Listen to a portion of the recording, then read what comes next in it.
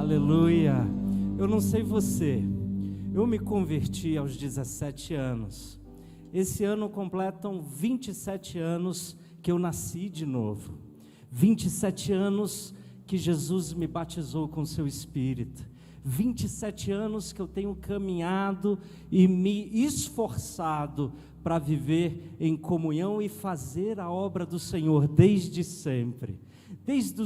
Desde o primeiro dia que eu me converti, nasceu dentro de mim uma chama para agradar ao Senhor. Eu me lembro que lá na igreja onde eu cresci, onde eu me converti, existia um grupo de Senhor, que eles todos os domingos pela manhã, eles se reuniam. Era uma igreja bem grande, viu pessoal? Era uma igreja assim, para lá de 1000 pessoas. Mas era um grupinho pequeno de senhores, que eles se reuniam todos os domingos pela manhã, e nós íamos ou para o asilo, ou para a rodoviária, ou para um hospital. Eu me lembro que era bonito naquela época, eu tinha uma Bíblia bem grande, bem grandona, porque eles andavam com a biblona debaixo do braço. Eu falava assim, eu quero ser igual a esses senhores aí, né? Então eu comprei uma Bíblia bem grande também, botava debaixo do braço e a gente ia evangelizar. Eu estou falando isso para dizer para vocês que desde o momento em que Jesus entrou na minha vida, eu sinto que o meu compromisso, a minha vontade, o meu zelo por fazer a vontade dele só aumentou ao longo do tempo. Mas eu tinha uma questão dentro de mim. Eu ficava inconformado, eu não sei você, mas eu ficava inconformado.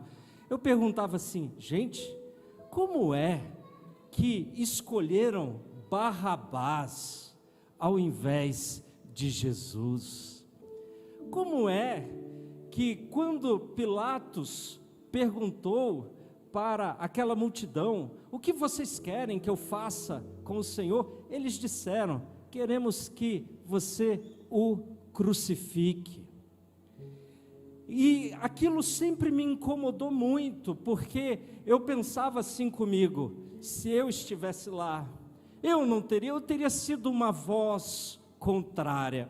Eu não sei se você já pensou desta forma mais infantil, mas eu pensava assim, olha, se eu estivesse lá, eu teria tentado impedir de alguma forma que meu Senhor fosse à cruz. E naquele início da minha caminhada, logo no início eu tive um sonho.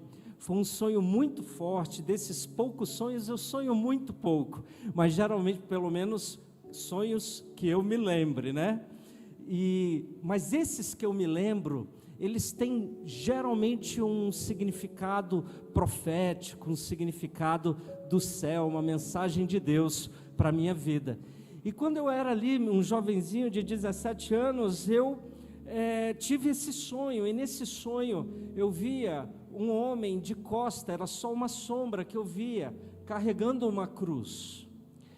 E um grupo de pessoas, podemos dizer, um grupo semelhante a este que está aqui hoje à noite, um grupo de pessoas indo atrás e gritando, crucifica-o, crucifica-o. E eu não podia ver o seu rosto, eu não podia ver a sua imagem, mas eu sabia que era o meu Senhor carregando aquela cruz. E eles gritavam, crucifica-o, e eu ia junto, e quando eu menos percebia, eu estava lá gritando também, crucifica-o, crucifica-o. E eu acordei, assustadíssimo, e naquele dia, o Espírito Santo ministrou ao meu coração, e com o tempo, eu fui tendo um entendimento bíblico, de que na verdade, Jesus morreu, foi por mim, eu fui a causa da morte dele. Ele não morreu porque Pilatos o condenou. Ele não morreu porque aqueles líderes judeus forçaram o seu povo a ir em contra o nosso Salvador. Não, ele morreu por mim e ele morreu por você. Jesus foi à cruz para nos entregar preciosas promessas, e é sobre essas promessas que nós vamos falar ao longo deste e mais 9 cultos, porque são 9 grandes promessas. Em Mateus, capítulo 27, quero ler este texto com vocês, versículo 20 e 23, ele diz assim, que Jesus, enquanto isso, os principais sacerdotes e os líderes do povo convenceram a multidão de pedir que Barrabás fosse solto e Jesus fosse executado. Então, o governador perguntou outra vez: qual dos dois vocês querem que eu lhe solte? E a multidão gritou em resposta: Barrabás. E Pilatos perguntou: e o que farei com Jesus chamado Cristo? Crucifique-o, gritou a multidão. E por quê? Quis saber Pilatos. Que crime ele cometeu? Mas a multidão gritou ainda mais alto: crucifica-o, crucifica-o. Quando Pilatos, irmãos, percebeu que não teria como modificar aquela multidão que desejava ver a morte do nosso Senhor, ele então decide crucificá-lo. E no verso 24, leia comigo, Mateus 27, versículo 24, diz assim, que Pilatos viu que de nada adiantava insistir, e que um tumulto estava começando, e assim, mandou buscar uma bacia com água, lavou as suas mãos diante da multidão e disse: estou inocente do sangue deste homem, a responsabilidade pela morte de Jesus é de vocês. Quando leio esse texto, eu tento me colocar no lugar de Pilatos e me pergunto: o que eu faria se eu fosse Pilatos? Eu já percebi que se eu fosse a multidão, eu teria também crucificado o meu Senhor. E se eu fosse aquele que tinha o poder de dar vida ou determinar a pena de morte, se eu fosse aquele que tinha a autoridade do império da época, do Império Romano, para dizer não às autoridades judaicas daquela época, se eu fosse este homem, o que eu faria? E eu não tive nenhum sonho desta vez, mas a minha fé e conhecimento bíblico me diria que eu também teria lavado as minhas mãos e também teria deixado o nosso Senhor ser crucificado. A pergunta é: a quem nós temos escolhido? Diariamente temos que fazer escolhas em nossas vidas. Diariamente precisamos escolher entre Cristo e Barrabás. Diariamente precisamos escolher entre lavar as mãos ou nos posicionar diante daquilo que entendemos ser o melhor de acordo com o reino de Deus. Jesus, ele foi crucificado. A Bíblia apresenta várias razões. Muitas dessas razões não eram razões verdadeiras. Veja que antes dos líderes judeus levarem Jesus à morte, eles tentaram matar o caráter de Jesus. Eles tentaram matar o nome de um homem bom. E de que forma eles fizeram isso, pastor? Eles fizeram isso chamando Jesus de blasfemador, em Mateus 9, capítulo 9, verso 3. Eles tentaram matar o caráter de Jesus ao dizer: você é amigo de pecadores, você é amigo de prostitutas, você é amigo de coletores de impostos, você come com eles, você se mistura com eles. Em Mateus 11, verso 19, lemos que aqueles líderes judeus falaram: você não passa de um beberrão e de um glutão, você é um homem que come muito e bebe muito. Em Mateus capítulo 12, os líderes judeus dizem: você está possuído pelo demônio, Belzebu é o seu pai, você não merece. Por quê? Eu me pergunto, eles faziam esta tentativa de assassinar o caráter do nosso Senhor. A verdade é que Jesus estava desconstruindo as bases da antiga aliança, para estabelecer as bases de uma nova aliança, uma aliança baseada na graça, uma aliança baseada aonde o Espírito Santo de Deus imprimiria as leis de Deus em nosso coração. Leis não estariam mais escritas em uma tábua, elas estariam impressas em mim, uma aliança na qual o próprio Deus habitaria dentro de mim, uma aliança nova, e o vinho novo de Deus é necessário ser colocado em um odre novo. Jesus estava desconstruindo, e eles ficaram incomodados e disseram: tu és blasfemador, amigo de pecadores, glutão, beberrão, possuído por Belzebu, tu és desobediente da lei, Mateus 12, você é um samaritano, João capítulo 8, interessante, mas para eles ser chamado como um samaritano era um xingamento, era uma verdadeira, é igual falar que era um coletor de imposto, é um traidor. O samaritano é um judeu impuro, um judeu misturado, eles não se falam, não se tocam, e eles falaram: você é um samaritano endemoniado. Tem isso na Bíblia, pastor? João capítulo 8, verso 48.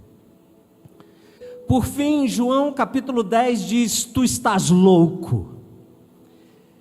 E aqueles líderes, em um movimento que nós conhecemos muito bem hoje, um movimento de fake news, né? Eles tentaram desconstruir o caráter de Jesus, mas não conseguiram.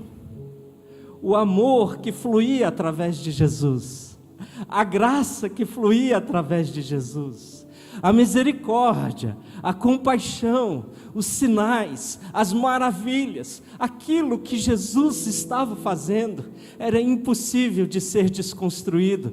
Ele estava estabelecendo as bases de uma nova aliança, e não sendo possível destruir o caráter de Jesus, então não restava outra alternativa a não ser destruir a vida de Jesus.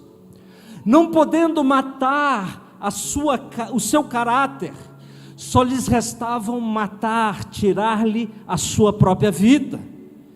E então uma acusação formal foi feita diante do governador representante do Império Romano, Pôncio Pilatos.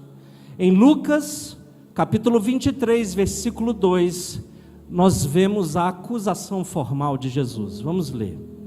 Lucas 23, verso 2, diz assim: e começaram a acusá-lo, dizendo, cadê nossos advogados de plantão aí? Né? Aqui está o julgamento de Jesus. Os líderes judeus começaram a acusá-lo, dizendo: encontramos este homem subvertendo a nossa nação. Ele proíbe o pagamento de impostos a César e se declara ele próprio o Cristo, um rei. Quais foram os argumentos de Jesus contra Jesus? O primeiro argumento foi que Jesus corrompia a nação judaica. Jesus fazia afirmações que perturbavam a comunidade judaica. Jesus, por exemplo, dizia: eu vou destruir este templo, e vou reconstruí-lo em 3 dias. Mas como assim? Levaram décadas para nossos pais construírem este templo. E ali, irmãos, o templo, aquele templo de Salomão, já tinha passado por uma grande reforma. E na época de Herodes o Grande, vocês sabiam por que Herodes é chamado de o Grande? É que ele tinha mania de grandeza. Tudo que ele fazia uma coisa maravilhosamente bela, uma pompa enorme. E ele transformou o templo numa coisa belíssima. O templo da época de Jesus foi um templo reformado por Herodes, e era algo lindo. E Jesus dizia: eu vou destruir este templo. Isso perturbava aquelas pessoas. Jesus dizia: vai e não peques mais, eu te perdoo. E aqueles líderes diziam: mas quem você pensa que é para perdoar alguém? Quem você pensa que é? Jesus declarava perdão, Jesus afirmava: eu e o Pai somos um. Eu sou o caminho, a verdade e a vida. Eu sou o pão que desceu do céu. Eu sou o bom pastor. Eu sou a porta das ovelhas. Eu sou o pastor, e se você é minha ovelha, você vai ouvir a minha voz. Eu sou a ressurreição e a vida, e aqueles que crerem em mim, ainda que estejam mortos, viverá. Eu sou a videira verdadeira. Se você está em mim, você precisa dar frutos, porque se você não der frutos, o meu Pai vai cortá-lo e vai lançar você ao fogo. Eu sou. Jesus fazia declarações que perturbavam aqueles líderes. Eles não suportavam. Então eles vão até Pôncio Pilatos e dizem: aí está um homem que está subvertendo a nação judaica. Mas se isso não for suficiente para ti, Pilatos, ele proíbe o pagamento de impostos. Oh, que mentira, né? Certa vez tentaram contra Jesus nesta área, e falaram: olha, eu vou fazer uma pegadinha para Jesus, lá em Mateus capítulo 22, e então falaram assim: mestre, olha, tem aí o Império Romano, é certo nós pagarmos impostos para o Império Romano? E Jesus pede uma moeda. Vocês lembram dessa história? Ele pega uma moeda, ele fala: de quem é o rosto que está nessa moeda? E eles respondem: de César. E Jesus diz: então deem a César o que é de César, e deem a Deus aquilo que é de Deus. Certa vez foram até ele e falaram: olha, nós precisamos que você pague o imposto também. Ele e Pedro. Ele diz: Pedro, vai lá, pesca um peixe, abre a boca do peixe, pega a moeda que tiver lá e pague o imposto por mim e por ti. Jesus não só não foi contrário ao pagamento de impostos ao governo romano, como ele mesmo pagou imposto pela sua própria vida. Mas, sendo acusado, Pilatos não caiu nessa. Ele queria livrar Jesus. Então veio um terceiro motivo. Esse era mais sério. Esse motivo dizia: Jesus cometeu traição contra Roma. Ele afirma ser rei. Ele afirma ser o Messias. Ele afirma ser o Cristo. E aqui era mais sério. Leia comigo João 19, verso 12. João, capítulo 19, versículo 12. Projeta para mim.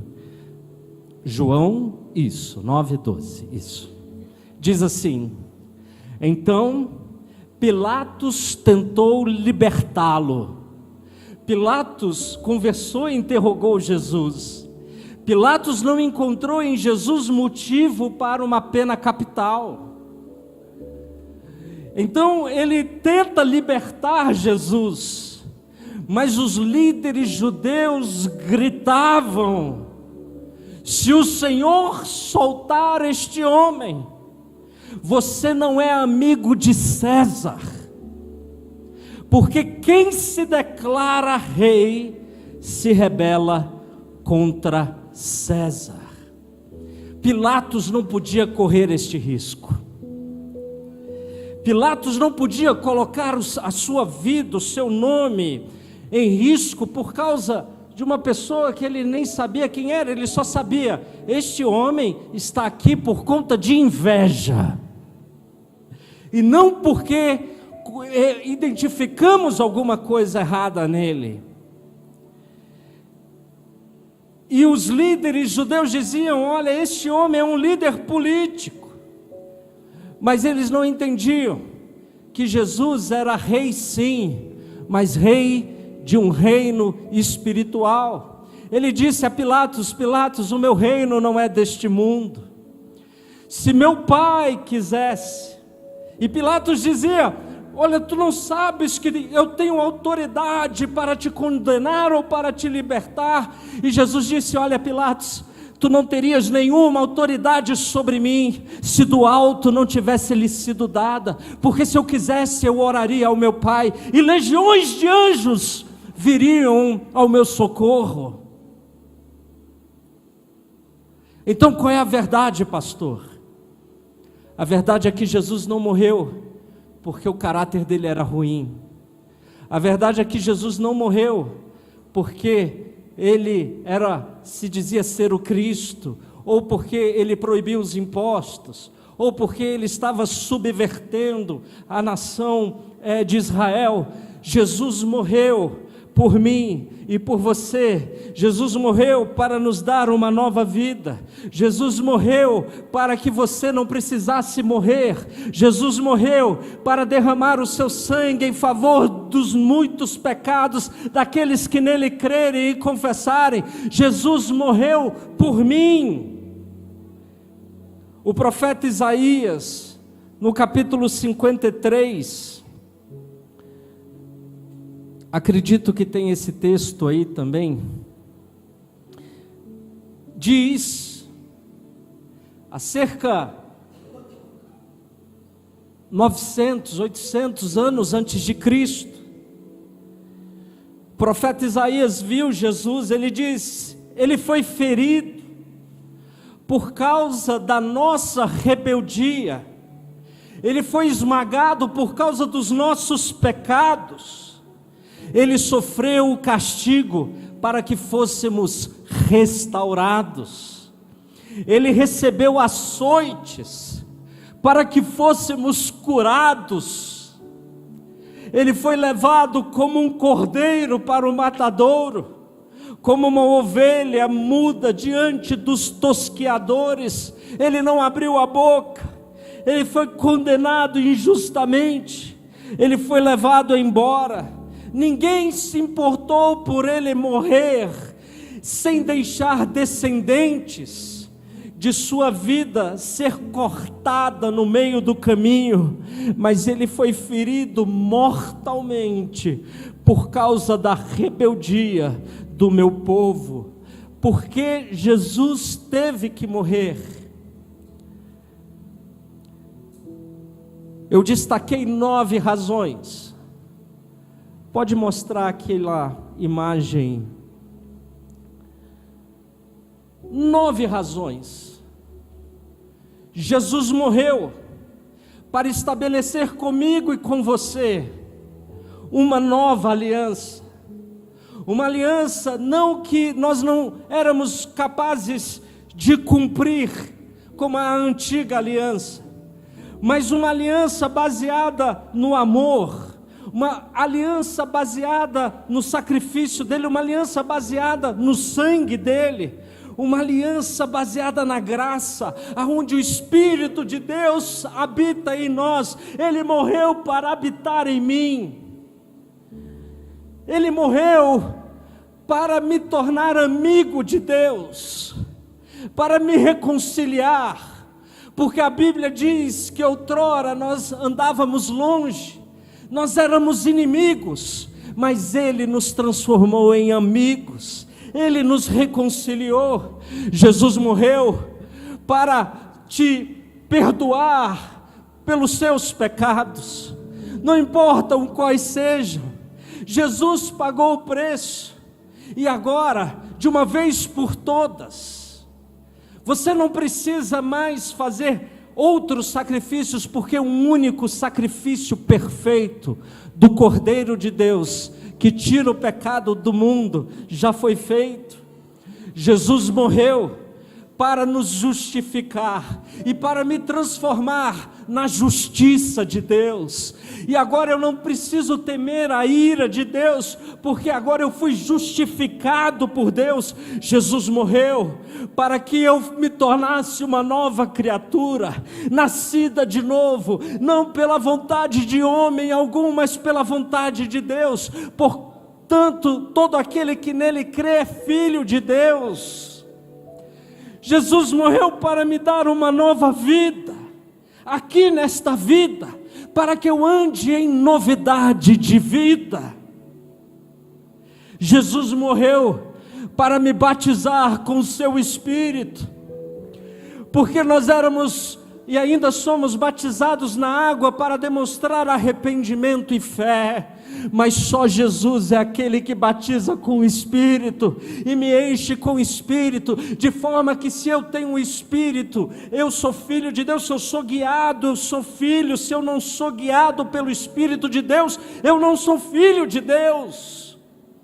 O Espírito gera em mim amor, alegria, paz, longanimidade, benignidade, bondade, fidelidade, mansidão e domínio próprio. O Espírito Santo me dá dons espirituais. O Espírito Santo habita dentro de mim. Jesus me batizou com o Espírito. Jesus tinha que morrer.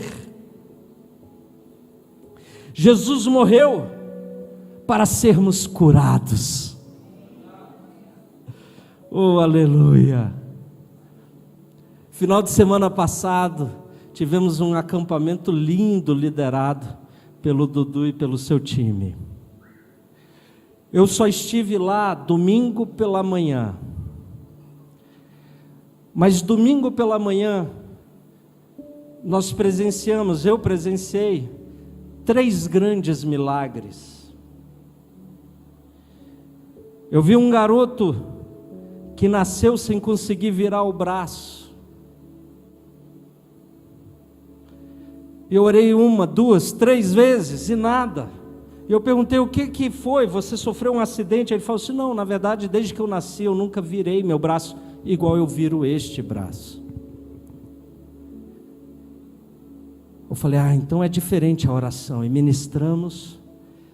Ele foi tomado pelo poder de Deus, caiu, foi visitado pelo Senhor. E quando ele levantou, a primeira coisa que eu fiz foi: vira o seu braço. Ele virou o braço dele.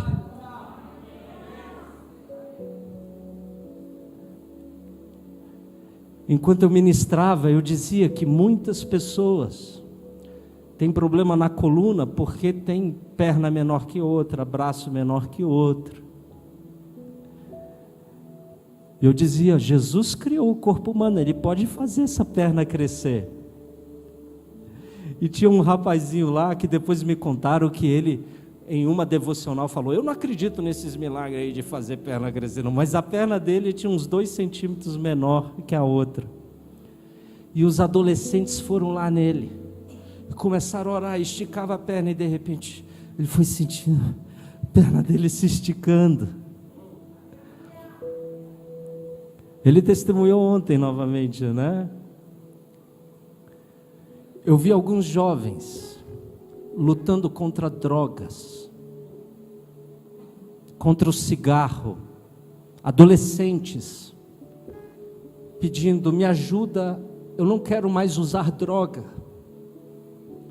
Eu vi pessoas sendo ministradas e sendo abusadas por demônios, violentadas, endemoniadas, mas foram libertas pelo poder do nome do Senhor. Por que Jesus morreu? Ele morreu para me curar. Por que Jesus morreu? Ele morreu para me libertar. Por que Jesus tinha que morrer? Ele morreu para que eu não precisasse mais ter medo da morte. Esta semana, 3 parentes nossos, dos nossos irmãos, faleceram. 3. O avô do Vlad, que está chegando, noivo da Cris, morreu. Alguns dias atrás, o pai da Ana, nossa ministra de Libras, morreu. Hoje, o pai do Ed, nosso líder da parte técnica de música, morreu.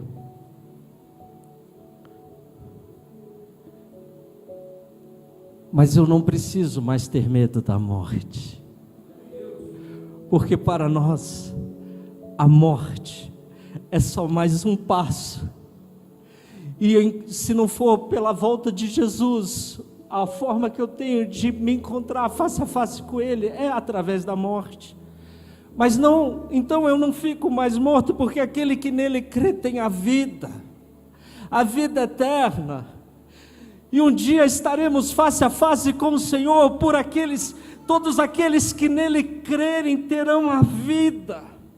Jesus morreu para me dar vida em abundância, para formar comigo uma aliança, para me tornar amigo, para me perdoar, para me fazer justiça de Deus, para que eu ande em novidade de vida, para que eu seja batizado no Espírito Santo, para que eu seja curado, liberto, e um dia eu ressuscite em um novo corpo glorificado, aonde não haverá mais dor nem doença, aonde não haverá mais mal algum, porque Jesus mesmo será o nosso sol naquele dia, e nós não precisaremos mais da luz do sol. Ele nos alimentará, haverá o rio da água de vida, haverá uma árvore cujas folhas e cujo fruto é para a cura das nações. Ai, como eu almejo este dia!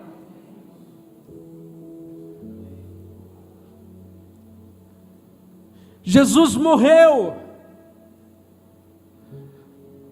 mas Ele foi o único que venceu a morte de forma definitiva. Outras pessoas antes dele ressuscitaram também. O filho da viúva de Naim ressuscitou. Lázaro, 4 dias na sepultura, ressuscitou.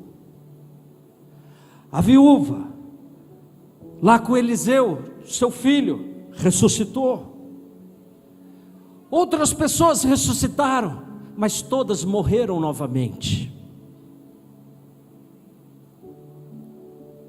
Só um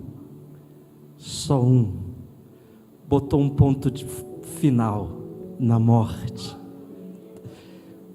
Ele passou 3 dias, mas ao 3º dia, ele ressuscitou. E ele está vivo. E ele está aqui entre nós agora. E ele está sendo glorificado no nosso meio. E é por isso que ele continua curando, libertando, batizando com o Espírito Santo, perdoando, reconciliando e fazendo novas criaturas a cada um de nós, todos os dias, ainda hoje. Mas a pergunta é: a quem vocês querem, Cristo ou Barrabás?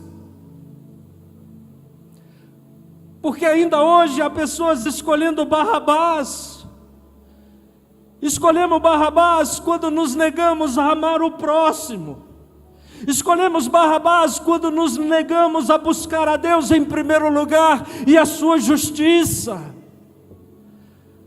Nós escolhemos Barrabás quando desrespeitamos o pai e a mãe, quando não honramos nossa esposa, quando não amamos nossas esposas, quando esposas desonram seus maridos. Nós escolhemos Barrabás quando negamos a nossa fé diante do nosso ambiente de trabalho, e nós nos escondemos e sentimos vergonha de dizer: eu sou nascido de novo, eu pertenço a um novo reino.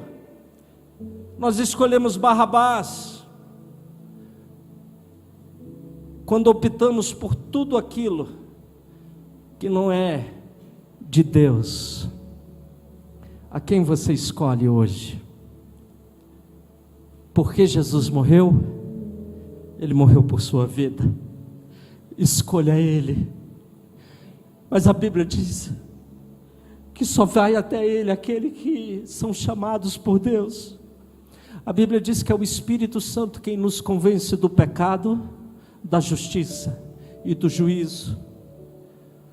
Se você continua escolhendo Barrabás, é porque o Espírito Santo não te convenceu ainda do pecado. Porque o pecado é não crer em Jesus. Da justiça, por quê? Porque Jesus é meu justificador, está diante do Pai me justificando. E do juízo, porque o príncipe deste mundo já foi condenado, está derrotado, está debaixo dos pés da igreja, ele não pode avançar sobre a igreja. Mas o Espírito Santo então está aqui perguntando: quem você vai escolher para ser Senhor da sua vida, para governar a sua vida? Cristo ou Barrabás? Feche os seus olhos. Nós vamos cantar a música tema novamente. Eu quero muito te convidar. Você imagina o que vai acontecer no culto sobre o batismo no Espírito Santo? Muitos serão cheios do Espírito Santo. Você imagina o que vai acontecer no culto sobre libertação, sobre cura, sobre nova vida, sobre perdão? Há pessoas que carregam uma culpa tão grande. Serão 9 próximos domingos de muita presença de Deus. Esse é o fundamento principal da nossa fé. Este é o ano do alicerce. Comece alicerçando a sua vida sobre Cristo, não o Cristo morto, mas o Cristo que está vivo, e que Ele reina em nós, em nome de Jesus. Nós vamos louvar ao Senhor, você vai orar ao Senhor, e se você quiser dizer assim: Senhor, eu escolho você.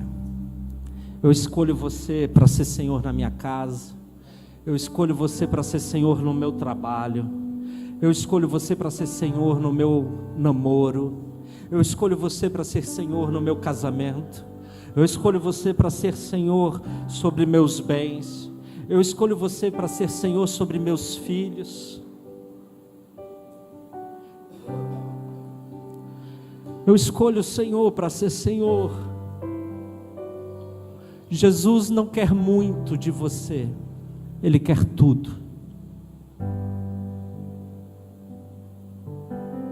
Ah, pastor, Jesus pede tanta coisa. Não, Ele não pede tanta coisa, Ele pede tudo.